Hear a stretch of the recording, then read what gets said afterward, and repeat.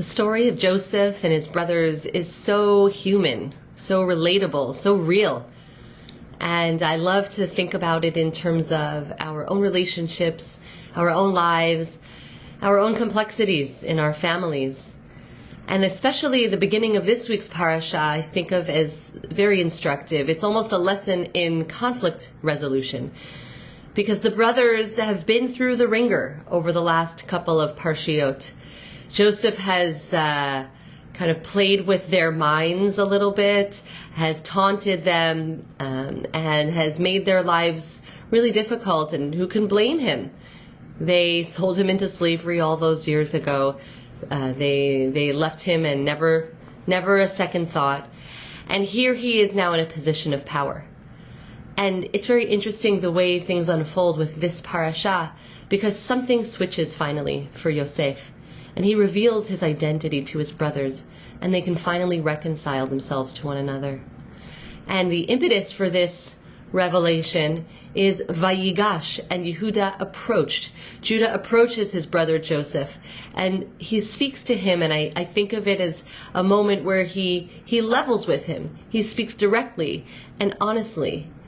What's interesting is that in the Jewish tradition and in the commentaries, there are two very different reads of this moment of Vayigash, the moment when everything changes, when the brothers can begin to be truthful with one another. In one read of the narrative, Vayigash means literally, and he came close. And the interpretation among some of the Hasidic commentators is that he looked at his brother like he looked at himself, that Yehuda saw himself, his own struggles, and on some level was able to identify with Yosef, with this Egyptian ruler. He looked him in the eye and he found some common ground. It was empathy, it was connection that finally changed Yosef's mind, that opened his heart. The other way we can read, and that our commentators have read this episode, this Vayigash moment, is that Yehuda is being very aggressive toward Yosef.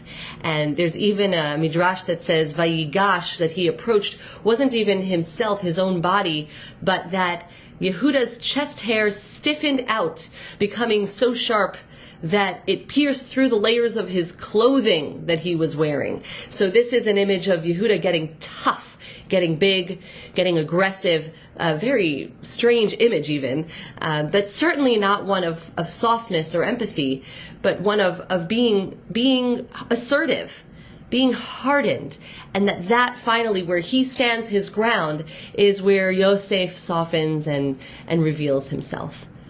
So the question really is, what resolves conflict? What can change people's minds? What can ultimately bring peace? And these are two very opposite interpretations of Vayigash. What can bring people together? Is it empathy? Is it compassion? Or is it one person finally saying, no, this is who I am, this is what I believe in, and I need to have my way? How do we get people to see things our way? Which Vayigash do we adapt into our lives? And the answer, of course, is it depends. Some situations call for softness, for understanding, for empathy. Other times we need to stand firm. We need to know what we believe, know what we need, and to assert ourselves.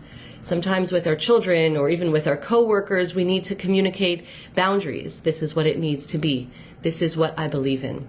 And to be clear, I don't think that Yehuda is really being violent in this moment. He's being insistent because, of course, his little brother Benjamin's well-being is on the line.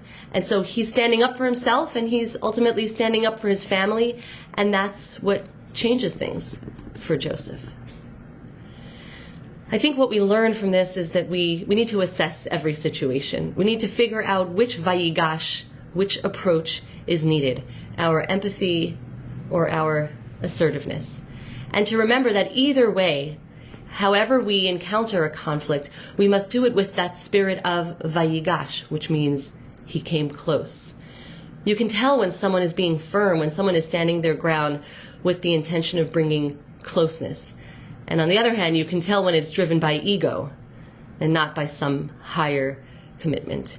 And so I hope that the Vayigash moment in this narrative can be a tool for us in our daily lives when we may encounter moments of conflict. If it had the power to bring peace between these brothers, it can certainly lead to peace and forgiveness in our own lives. Shabbat Shalom. Shabbat Shalom.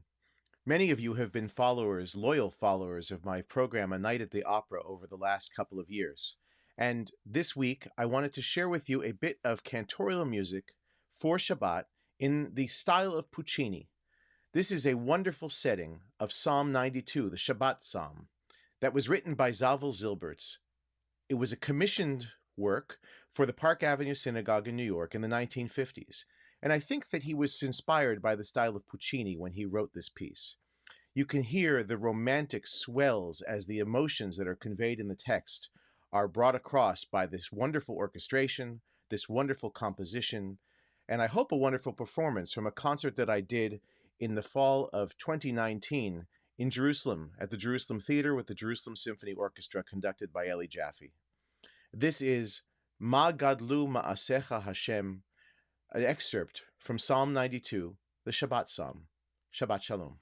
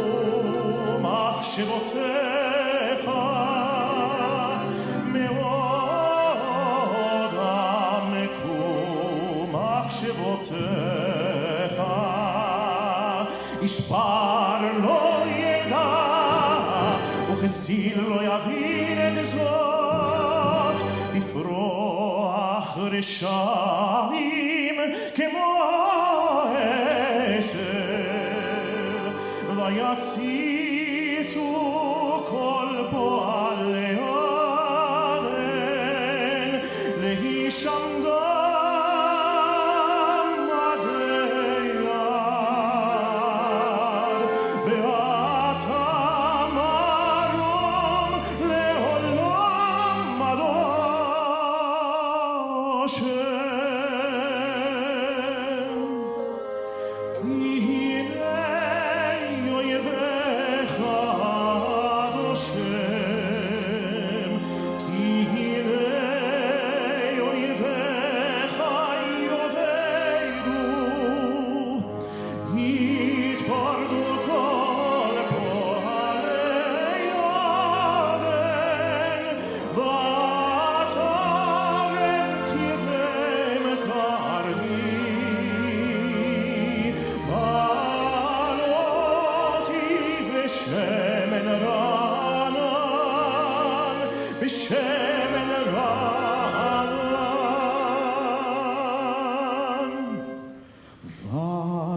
ביתני בשורי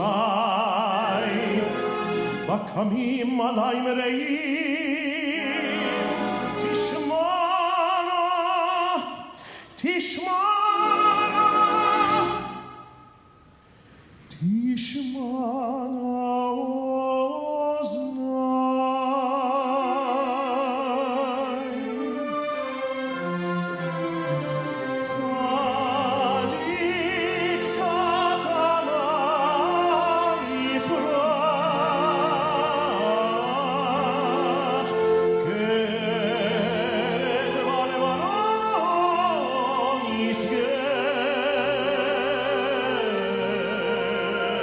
שתולים בבית הנושם בחצרות אלוקינו יפריחו